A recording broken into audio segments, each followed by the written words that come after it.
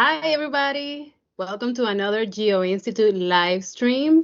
Today is our fourth and last sneak preview for Geotechnical Frontiers. As you may know, this event is held every 6 years, and this time is going to be in Louisville, Kentucky. Our moderator will be Michelle Berry from the University of Arkansas. But before I introduce Dr. Michelle, I want to talk a little bit about the Geo-Institute.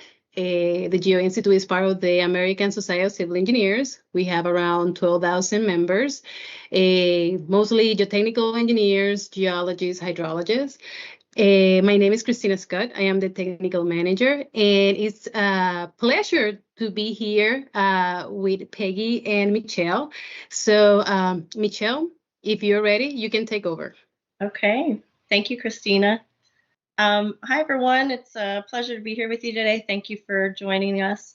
As you know, like Christina just said as well, we're wrapping up and getting ready to head to Louisville. So we're excited to see all of you there.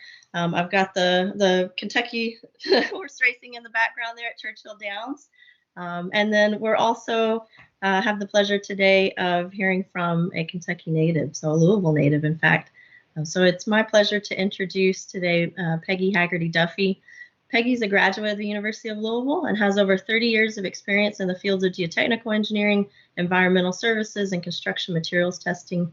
She's performed site investigations in a wide variety of geologic settings throughout the upper South and Midwest, and she's evaluated and treated hundreds of sinkholes, which we're going to hear more about that today.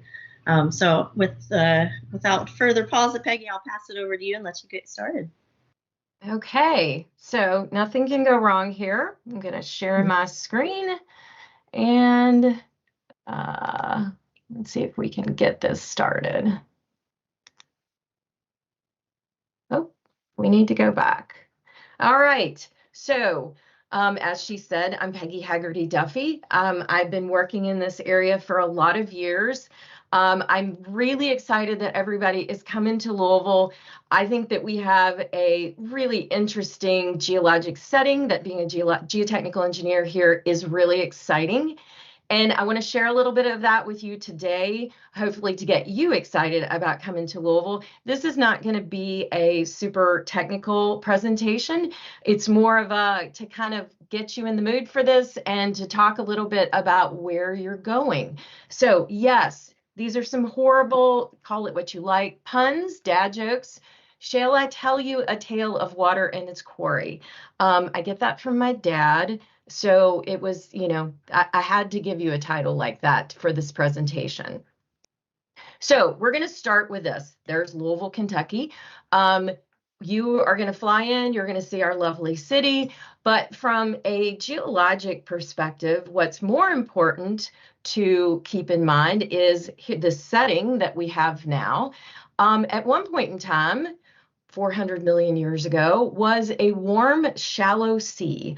And I should preface this by saying what you're going to see today is the absolute top end of my graphics capabilities. So prepare to be unimpressed. So if you can imagine 400 million years ago, we have a warm, shallow sea here where currently Louisville is located. Also, lots of things in the sea. And as we know, what happens when you get those conditions from a geologic perspective, what do you get? You get limestone. And we have lots of limestone and dolomite. And these sort of dictate a lot of the conditions in our area. We have lots and lots and lots of limestone, and we spend lots and lots of time with it. So this is our setting. I wanted to give some simple graphics to talk about our limestone here. So we're going to show you pictures of cheese. The Jeffersonville limestone is a unit that is located in a lot of places at the top of rock. It is Swiss cheese. That is what we call it, is Swiss cheese. It tends to be relatively fossiliferous, and it is full of holes.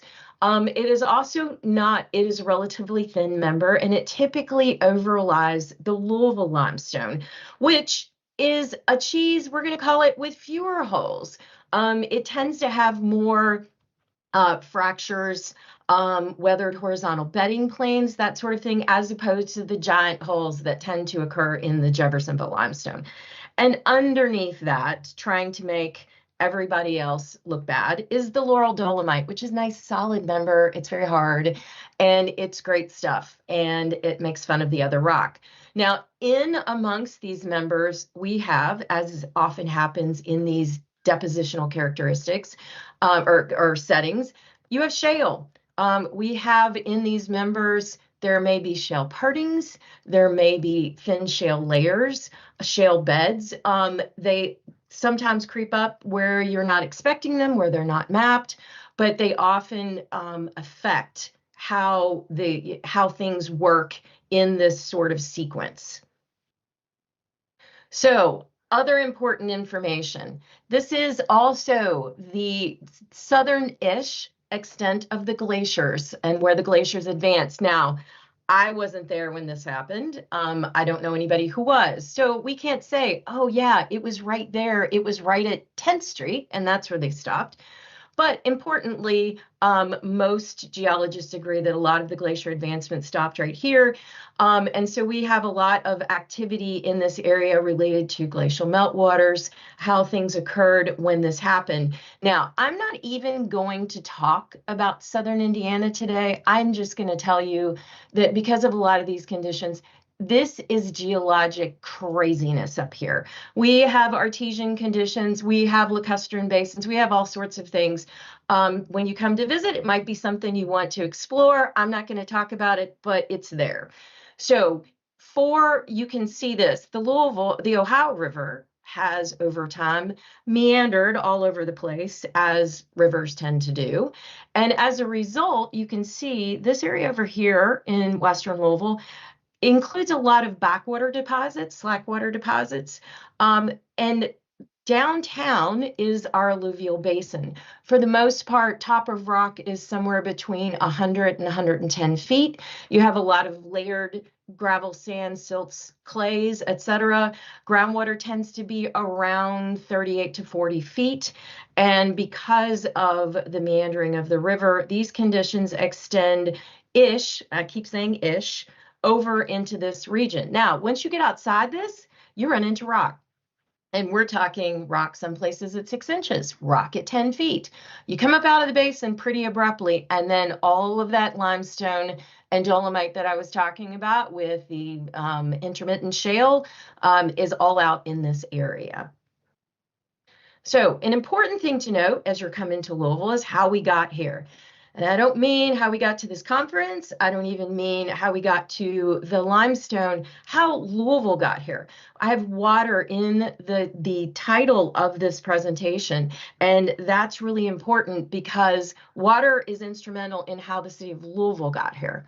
So I talked about the glaciers before. They came down, they went back, they came down, they went back, and we're somewhere right in here.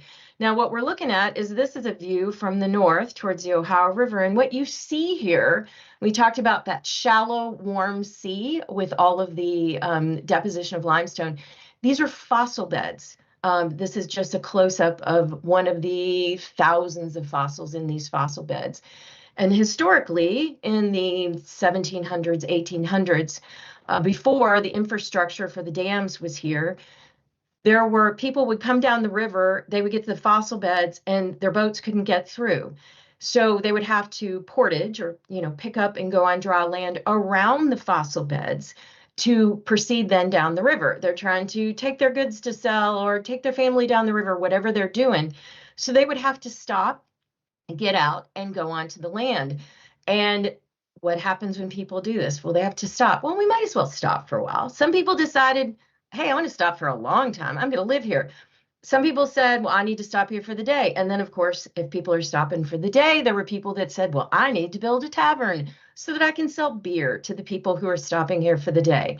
And thus, the development in Louisville and in southern Indiana started. Now, I say all this, there were previous indigenous peoples in this area. There was not the concentration that you see in the city of Louisville. There was a lot of development along the Ohio River and on the bluffs above it, but not in the concentration. And when I refer to development, I'm referring to modern day development. So we have people stopping, we have the city of Louisville starting. And you might ask, well, Louisville is a lot bigger than the development that's on the southern Indiana side. Why is that? Well, that is because there were several attempts to build a canal to sort of solve this problem. Now, I mentioned before that geologically over here in southern Indiana, it's like a reality show. It's craziness. And there were two failed attempts to excavate a canal in southern Indiana in the 1800s. Both of them failed because they ran out of money because excavation conditions were so difficult. So eventually a canal was built on the Louisville side. And as a result, heavier development came up on the Louisville, Kentucky side. Southern Indiana has in this immediate area about 100,000 people compared to about 1 million on the Louisville side. Now, let's talk about the Swiss cheese, because this is the interesting part.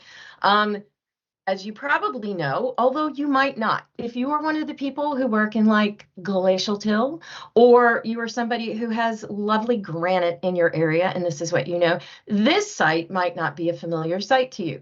For those of us in Louisville, Kentucky, this is a very familiar site. This is a sinkhole. And this is a result of what happens when you have the Swiss cheese. Now, for those of you who do not work in this area regularly, maybe you're not familiar with this, we're going to have a really, really fast Sinkholes 101 to bring people up to speed who maybe don't work in this. Again, we're back to my very, very primitive graphic skills. Please pardon me. So here we have a rock. We have rock below. Let's say it's the Jeffersonville limestone. It's got lots of voids down in here. It's got good rock around it, but it's got a bunch of holes in it. And above we have overburden, weathered from the underlying rock. Some enterprising soul has built a lovely house over here. So what happens? It rains. I'm very proud that I was actually able to make the rain come in. So it rains. And what happens when it rains? The water goes down, infiltrates the soil, continues to do so. It's going down, it's running through the soil. We have lots of water running through the soil. And then what happens? The water starts to flow down into the rock below the soil. And as it does, it carries the soil with it. So you can see the soil that it's taken typically comes from just above the upper rock surface. As this continues, more soil is taken, and it forms what we typically call a blister above the top of rock. Now, what you might notice over here is these lovely people, poor things, they've got some cracks that have started in their house because some of the support below the foundation has started to be eroded over here. And if this progresses, and as it progresses, oh no, now these lovely people have a mobile home where they did not intend to as it falls into the sinkhole. The arch collapses, the soil arch collapses, it creates a depression in the ground surface, and now you have created this depression, so water has a tendency to flow more quickly into the hole, bring with it debris, etc. It's going to tend to bring surface debris, it's going to bring surrounding soil, etc. Now, if you've worked in a lot of sinkholes, you know that what the next step is that people put trash in the sinkhole. These poor people decided that they didn't want to live here anymore, so they put their home in here. If you've really worked a long time in sinkholes, you also know that the next step is someone will put a refrigerator and someone will put a school bus in the sinkhole. Because if you've ever dug out a sinkhole, you're always going to find at least a refrigerator, if not a refrigerator in a school bus. So having gone over Sinkholes 101, again, this is what we see around this area all the time. I have so many sinkhole pictures on my computer, it's often difficult to choose just one. So this is all background for you. Here is another sinkhole mid-treatment in this area. We're going to talk, as everything pertains to this, about the Louisville Underground Quarry, which operated from the 1930s until 1970. Now, the area that we're talking about, you all are all familiar now. We've talked about the Ohio. Here are the falls of the Ohio. Here's the downtown basin. This is the area in question. This is Interstate 264. This is Papa Level Road. We're going to be looking in this area right here. So as the United States was anticipating, it was probably going to enter World War II. A lot of anybody who's worked in our area knows that there were a lot of changes that happened in material production. Louisville Crushed Stone Company in the 1930s found this area that we just showed on the map and said, there's really good, we've mapped this, there's really good limestone there. We know we're going to start upping our concrete production, our gravel production, probably for this war effort, if not for other things. And so they began mining limestone there in the late 1930s. The quarry consists of 100 acres, approximately. When it was completed, there were 223 pillars, and the ceiling height ranged from 25 feet to 80 feet. All of the quarry entrances, there are 4, were in approximately the same area. And this quarry was mined until right around 1970, when, due to geographic constraints, as well as the mineable materials, they ran out of space. So in the 1960s, the overlying property was sold to the city of Louisville. Now, I am not an attorney. I will not profess to be. I'm not going to go into deeds above the ground and below the ground, but these were separated, and the overlying property, which was owned by a family, was sold to the city of Louisville. This is a view of the quarry. If you're looking at a cut section, this is now north. So we're looking at Poplar Level Road here and the interstate over here. You will note that this quarry goes under the entire width of Interstate 264. And I've shown here, this is current day. So you'll notice here's the Louisville Zoo right about in here. Here is this little industrial park. We have this subdivision. All of this is located on top of where this quarry was excavated. So the city said, hey, we've got this great property. What do we want to do with it? And May 1st, 1969, they opened the Louisville Zoo.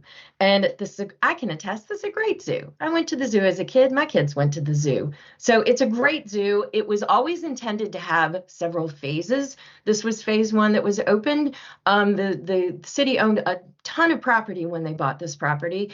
And so it was intended to have several phases of zoo development. And then there was property beyond it that was outside what was planned for the zoo. Now, in the meantime, you still have the underground quarry. This is one of the openings that I mentioned that was one of the entrances. So this is some of the surrounding property for the quarry that is still there as the zoo development is ongoing. In 1982, the city of Louisville said, what if we want to do something with the property that is the quarry that's under our zoo property? Should we? What's under there? What could we do with it? What are the risks? What should we do? So what do you do in situations like that? You go to your local geotechnical professor.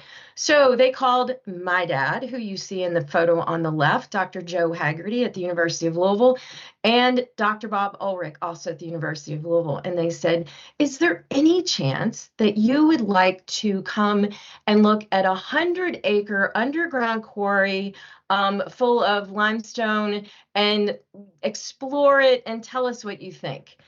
It kind of like saying to a toddler, here's a bowl of candy, what do you think? So of course they said, absolutely, are you kidding me? And you're going to pay us? You can't be serious. So they went about trying to evaluate this. Now, keep in mind, this is not a structural evaluation of the quarry, so to speak. It was more like a condition assessment of the quarry and surrounding conditions. So we have a photo here on the right. One of the most important things, as I mentioned before, we have the Jeffersonville limestone, which is the rock at the upper rock surface at the top of the quarry. And we have relatively thin overburden, but there is overburden. So one of the first issues was, do we have material that is infiltrating, that is going down and getting into the quarry? Do we have any active zones where we potentially will have subsidence above, where we have water flowing down into the quarry below through the Jeffersonville limestone? That was one of the first things. So they looked at the ground surface. They identified several areas where there were subsidence features, where they said, it appears where we have activity here, those can be linked to water flowing into the quarry that we've seen below. Also, they were concerned with, you can see here, this is in the roof of the quarry. They were looking at what is the condition of the roof? Are there joints? Are there open joints? Does it look like there are solution features and through which material is flowing? Is any of this unstable? And so they spent a lot of time evaluating not just the walls of the quarry, the pillars of the quarry, the ceiling of the quarry. Here are some more shots. As you can see, in some of these places, what they would see were those void spaces. There was secondary deposition, and they had the voids had healed in with other materials. In some places, they were actually open. Here are some other shots of the places where the ceiling was higher. Also, you can see down here for scale how large this space is. One thing I didn't mention earlier, which I think some of you watching might be able to relate to, and that is that, of course, what does a professor always bring into a project like this is grad students. Of course, we're going to go into a big, scary place, and we're going to do some research. You get your grad students involved, and that's what they did. Not sure if you can see down here, but we have grad students involved. Now, in addition to their observations at the surface, one of the most significant things they found was in these pillars, and you can see here, you can see this area that appears to be necking in more quickly than the rest of the pillar. There was a shale seam. The shale, and they got samples of this, had relatively low slake durability. And because of although there was a relatively constant temperature within the quarry, there was humidity, high humidity. The moisture was causing slaking of the shale.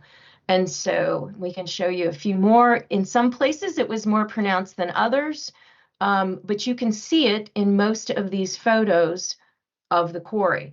So basically, at the end of this condition assessment, they said to the city, well, okay, there are going to be a couple things you'd have to do to use this space. You're going to have to protect the shale from further slaking, because this is just going to keep necking down. That could compromise the support of the roof. You're also going to have to do something. The runoff and all of the water inflow is going to have to be controlled in order to control any future subsidence, anything that could cause any type of instability in the roof. In general, there were no signs of any significant instability in the roof at that time, except for one place near one of the entrances in which part of the roof had actually fallen in and fallen onto a bench that was there on the quarry wall. So that was the assessment that was given to the city of Louisville. So the city, in the meantime, is selling off pieces of this ground that are above. And so again, this is the extent of the quarry. We've got property all up here. These are the pillars. This is what needs to be protected. And the city starts selling off land. So fast forward a number of years, and the city has sold off some of its property. As you can probably recall, I mentioned this subdivision here. This subdivision was developed as part of this land that was sold from the city, and it was built as what's called locally it was a homerama development. So 2 weeks in the summer, you'll have a new development and it's showcased. Come see all the beautiful new houses. So this was supposed to be a homerama development.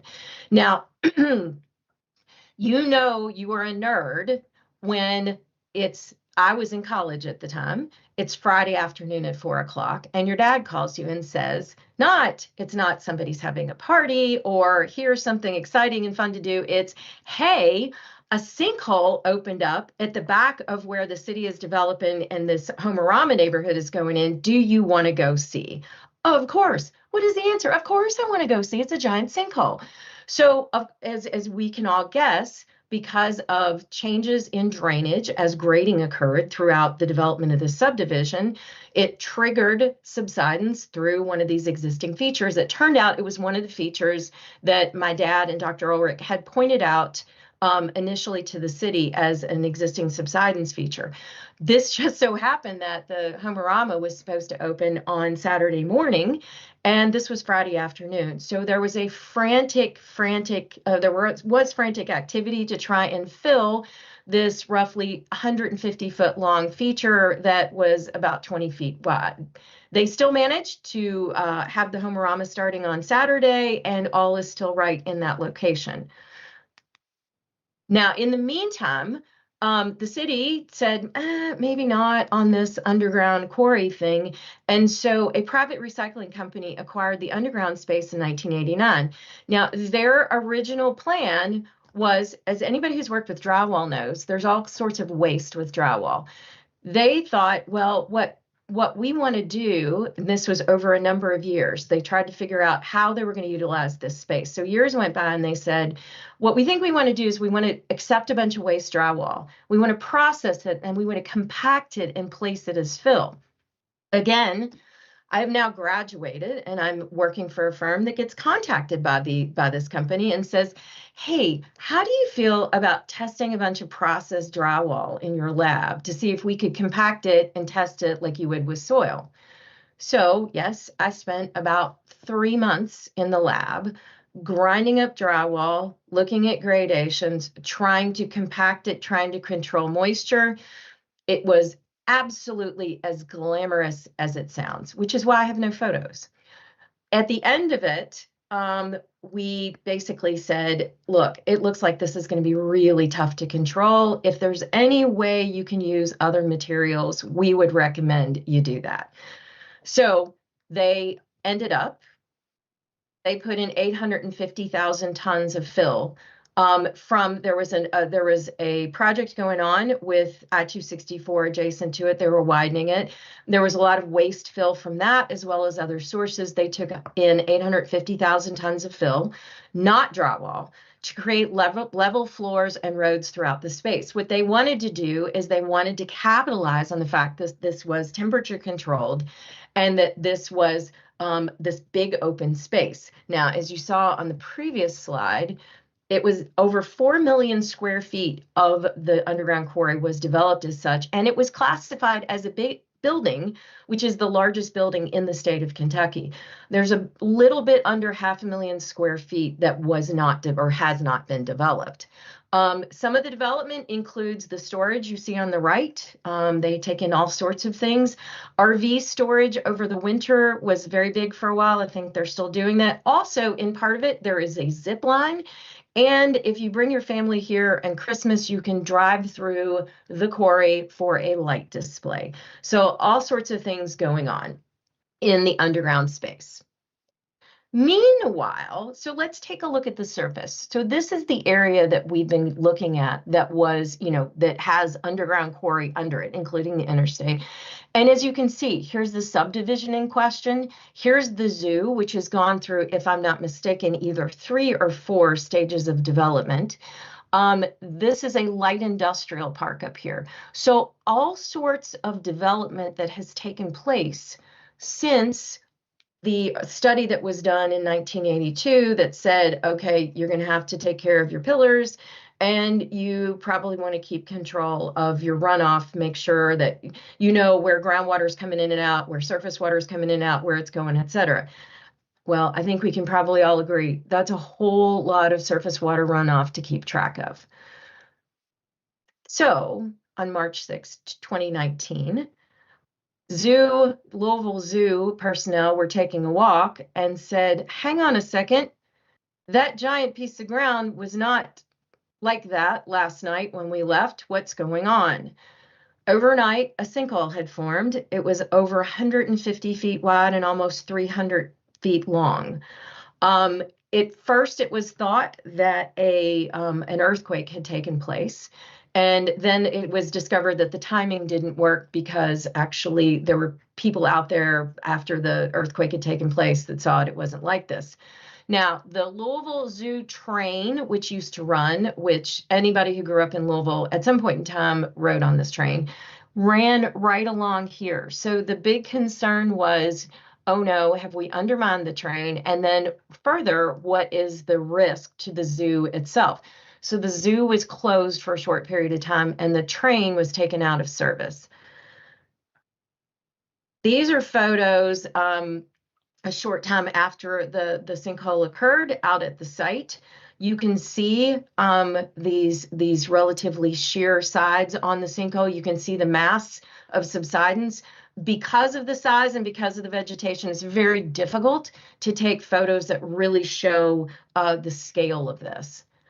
Here are some more photos. You'll notice here this dark space. This goes back into the underground, into one of those spaces that I mentioned before was still undeveloped. If you had walked over this pile of debris, which I desperately wanted to and nobody would let me, you could have jumped down in here and gone straight into the Louisville underground space. Here's another photo showing the rock on the sides of the sinkhole. Here's a photo of my dad trying to run away before I noticed how close to the edge he was. So another point to mention again is let's look at the sinkhole area again. And let's look at all the places without even getting down on the ground, without looking at anything where there's potential runoff that's entering or affecting this area. We haven't even talked about groundwater. We haven't talked about anything else. We're talking about just at first blush where there is runoff or where there is water that might affect the subsurface in this area. And so you ask me, all right, so what's the answer? What caused the sinkhole? And sorry, I know this is horribly rude, but I'm going to tell you at this point, no one knows. And honestly, that is the important takeaway from this.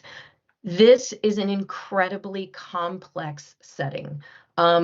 Frankly, just to give you the update, this is subject of litigation currently, and the only people who are going to benefit from all of this is a bunch of lawyers' kids who are going to go to college when their parents get their fees on the litigation.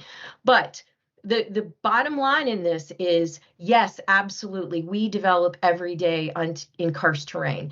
I tell people all the time, if you think that you can't build over sinkholes, then let's see, Arkansas, Missouri, Indiana, Kentucky, large portions of at least those states will have no construction at all. If you start talking about old mining areas, let's talk Western Indiana, just to name one. If we don't develop in areas and build in areas like that, there will be none. However, we as geotechnical engineers, we tell people when we finish a job, okay, now you got to control the water, and then we walk away. And even owners who have very great intentions say we are controlling the water. When you get into a situation that is as complex as this, with as many, let's call them players in the vicinity, what happens is the risk goes up. And it's always important to evaluate what is a risk, what is a tolerable risk, and what is a potential risk for the future that maybe we're not seeing. This is going to, investigation into this, an argument about this will go on for a number of years, I'm going to predict. Anything like this is going to be as complex as this is, and any answer is going to be a complex answer.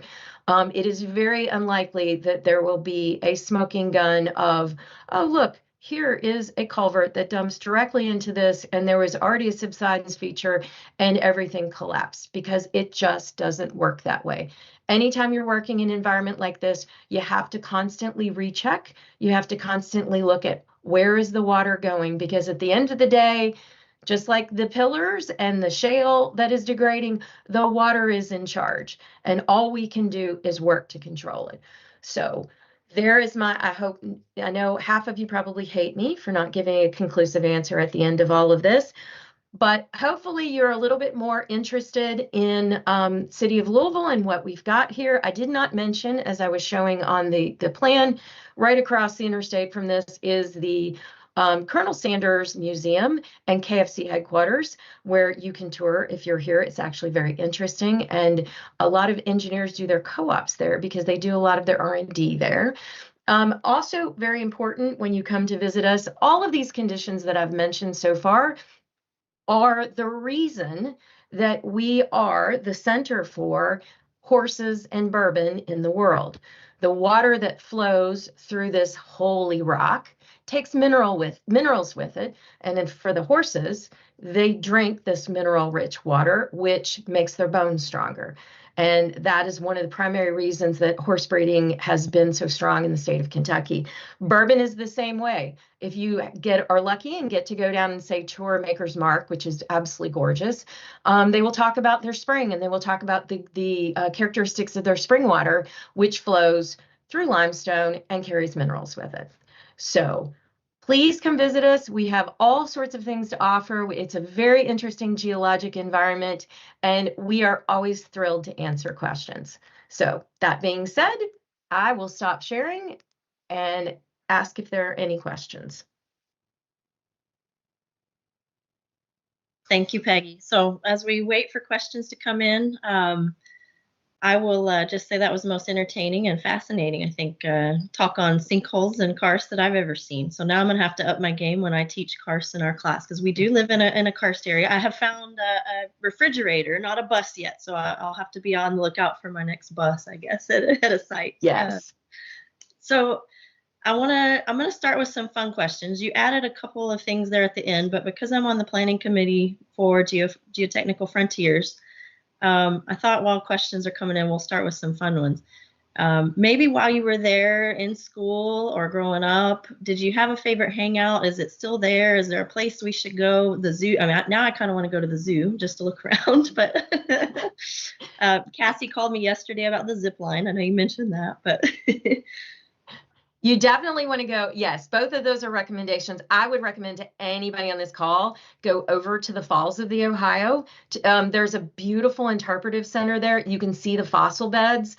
I will say, you asked, was there some place that you hung out? Believe it or not, the Falls also is something of a hangout for younger people. They go over there, they hang out, they do whatever they do. Though it is really, really interesting, and it includes not just the geology, it includes a lot of interpretive art. It includes a lot of stuff that is about the indigenous people in the area. So I would highly recommend that. If you're around U of L, or if you're in, that part of town, which is very close to downtown, if you really want the campus experience, you need to go to the Granville, because that is the student hangout. Your boots will be sticky after you leave, but that's the way it's supposed to be. All right, fabulous. What's your favorite bourbon if you partake in bourbon? I will say I am an E.H. Taylor small batch girl. Oh. It can be a little bit hard to find, but it is definitely excellent. I would also recommend Blade and Bow, Town Branch. It depends on your flavor profile. So, Okay. lots of answers to try that them all question. in moderation, I guess I should add. Maybe I won't get us in trouble. Favorite racehorse? Oh my gosh, that is a really tough question. Although I have to admit, I have a really soft spot for Barbaro. So if you look up the history, that's from, 15, 16 years ago. Great horse, really great horse. Okay, very good.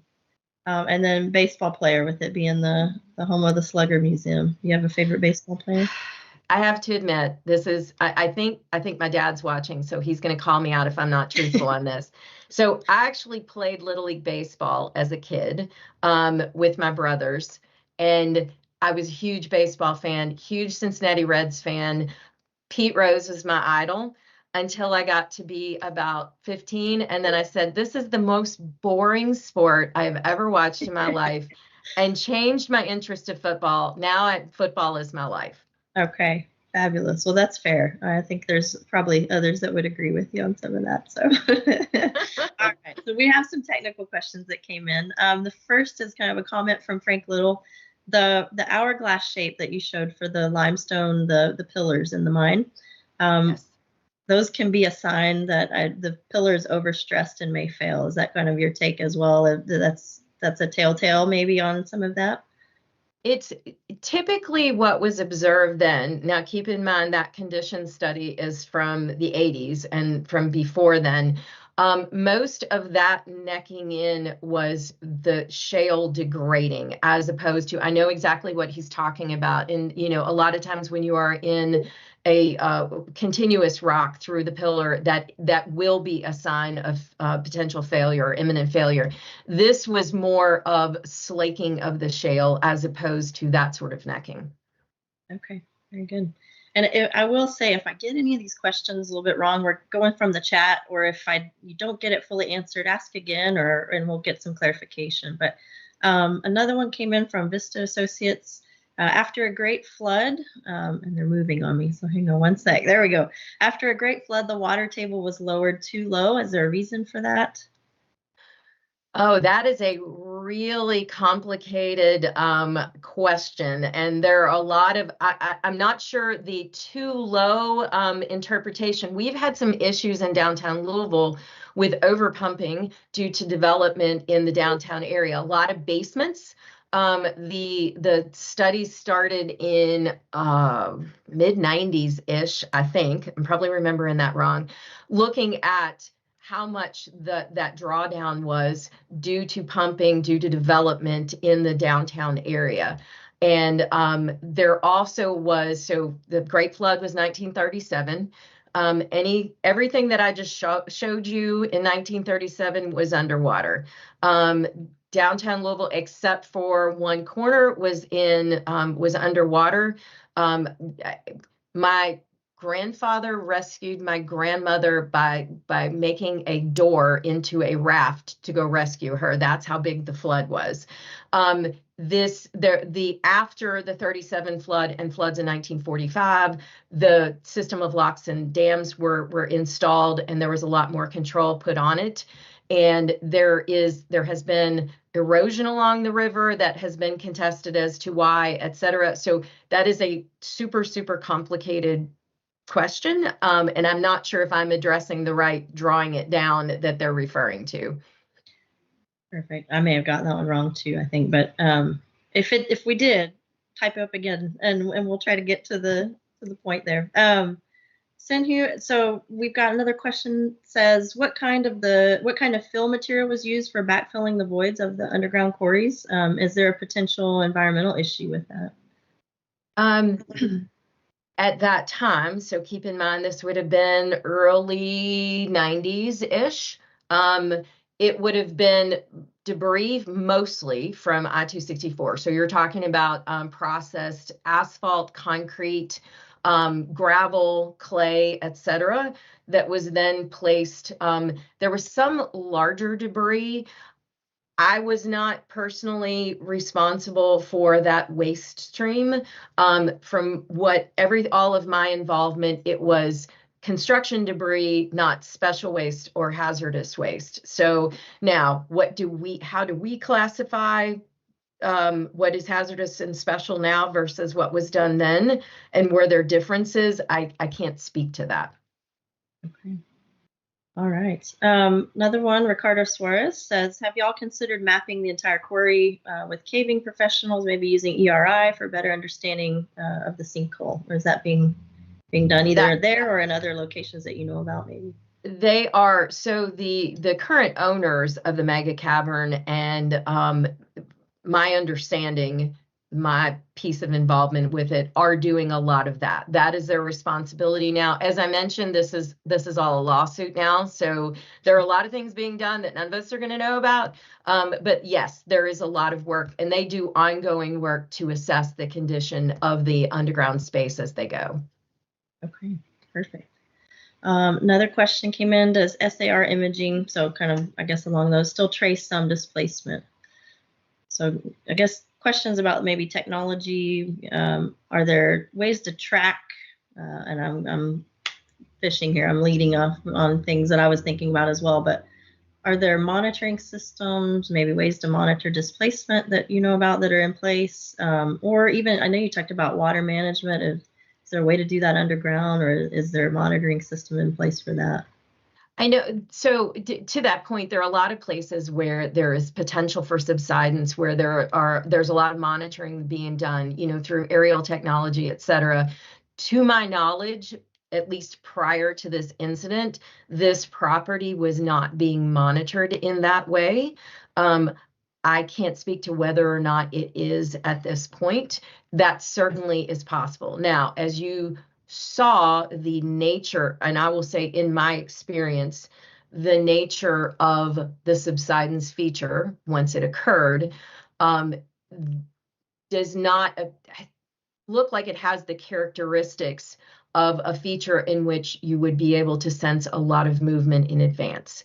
It's possible. There are people that walk through there every day that didn't see changes, but all of those things are things that have really accelerated in the last few years that certainly weren't available when they first started developing this property.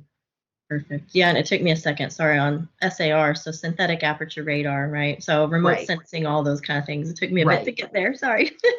I live in a world right and you're now right, because they've accelerated. I mean, it was only a few years ago that the accuracy of those methods was such that I even would say, how much good is that going to do us? If I can't tell if it's an inch or two, how much good is that going to do? Whereas now they've accelerated so much that it's so much more useful. And another question coming in related to the limestone itself. So can I assume that the limestone is relatively clean, making it more soluble? Is that kind of part of where all this stems from, maybe?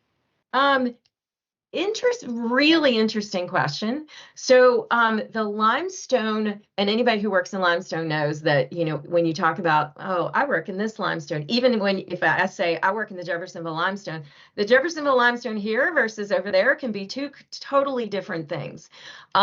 Yes, it is. The Jeff tends to be clean, as you might say. However, there are sections that are highly fossiliferous. It can vary significantly. As a matter of fact, there was a sewer project a few years ago directly across Poplar Road from where this is located. And in that situation, this limestone member, through whatever geologic weather event occurred, however many million years ago, all of the void spaces, fractures, etc., there was secondary deposition, and they had healed in, so to speak, such that the excavation progress in that sewer project was about 1/5 to 1/10 of what it was estimated to be. So you're even comparing this rock to rock right across the street of the same member, and it presented in a very different condition. That's one of the reasons that when I said that there were limits on what was mineable, because of changes in the material as it extended, in addition to the geography. Okay, fabulous. Sean has another question as well. Is there a risk? Do they know the extents basically of the mine, or is there an extent or risk that the underground mining is more extensive than presently known? No, everything. There were very clear maps from Louisville Crushtone and from that operation, the maps that I showed you all. And this has all been researched in terms of, I mentioned my dad had been throughout the entire mine looking at, is there more than this? The fortunate thing, I know, because I've worked in a lot of environments when mines, there's a very good chance you're looking at 1/10 of what was actually mined, and where does it go, and that sort of thing. But in this situation, particularly due to geographic constraints surrounding development, there were a whole lot more limitations on it. So that has never been identified as a risk. Okay. And then let me make sure I get this right. So one of the problems in developing kind of a karst area is the time, basically, to development of a sinkhole, right? So, and how that might vary. So locating a zone that's at particular risk of sinkholes is also challenging. So is that being addressed? Like, is there, here I know we've got like a sensitivity map. I'm sure there's something maybe similar there, or kind of sinkhole sensitivity estimates, how is that addressed, and how's that taken out in the? Do you mean on this site or in the general area? Maybe both. We can say maybe this site specifically, and then if there's a more general, more broad application of that you want to talk to. I will say that we, because of this formation, everybody's very sensitive to any areas that are overlying the Jeffersonville limestone. I know in conversations with the zoo officials, they do regular walks to observe any areas that look different, so to speak, and they're quick to say, well, we're not the professionals, so we just know if something looks different. So there are those ongoing observations of, do we see anything that's changed? Is there an area that looks like it's got subsidence? Is there, is something different? And I would say that in the immediate vicinity, that is pretty much standard protocol. When we, if you're developing a certain piece of property, that's going to be your initial observation. Do we have anything that looks like, oh, hey, a sinkhole might be there? But in knowing, and in the state of Kentucky is really, really well mapped by the Geological Survey. So in knowing what formation is underneath, that's when you start turning things up a little bit and saying, okay, we've got the Jeff limestone under here, and we need to now be a little bit more sensitive to it. Do we need to dig some test pits? Do we need to, look, in certain cases, we'll even, flood a certain area of the site to see if there's like a near surface incipient feature that is about to break out. As you go into development, there are a lot of things that happen, like, heavy scrapers on a site during proof rolling, because the vibrations often will shake loose a feature, so to speak, and ongoing observations of, is there a change in color? Are we looking at a feature that has been plugged and we're seeing the debris that's gone down into it? So it's there. I would say there's a lot of observation that goes into that. And really, a lot of that observation, I mean, right now, at least, it sounds like is at the surface. You really do have to kind of see something happen at the surface before you invest maybe the resources to look further. Is that kind of what you would agree with on that? I would. And even, from a geotechnical standpoint, when we drill, you can, I don't even like to think about the number of sites I know where, borings have been put in and they were put in all around where a sinkhole was. And you don't know. That's why we recommend a lot of times test pits, because they're broader and you can sort of see trends more, where you can make those surface observations, follow them up with test pits. It may just be, surface topography. It may be a sinkhole. The minute you put that shovel in the ground and that organic odor comes up, okay, we've got something here. We need to explore it further. Gotcha. Okay, one more question just came in, so we'll take it. We've still got some time. How does frost soils affect the water infiltration? So it looks like the times a sinkhole collapse were during summer. People using the train more on those warm days, and rain might help the collapse. Is there anything there? It depends. We tend to be heaviest in rainfall in November, February, and April. And it, in terms of cold, I say this, we just got 12 inches of snow a couple of weeks ago, which we were not prepared for. We don't see as much sub-zero weather as a lot of other places. So I think we definitely, in those heavy rainfall periods, that's when we see sinkhole development. That's when I get the calls from people who say, I had a pond yesterday and today it's gone, because the pond turns out to be a remnant sinkhole that's been plugged. It's been sitting there for 100 years. We get 6 inches of rain and all of a sudden the sinkhole is gone because it's flushed out. Definitely we see those patterns with rainfall patterns typically. Okay.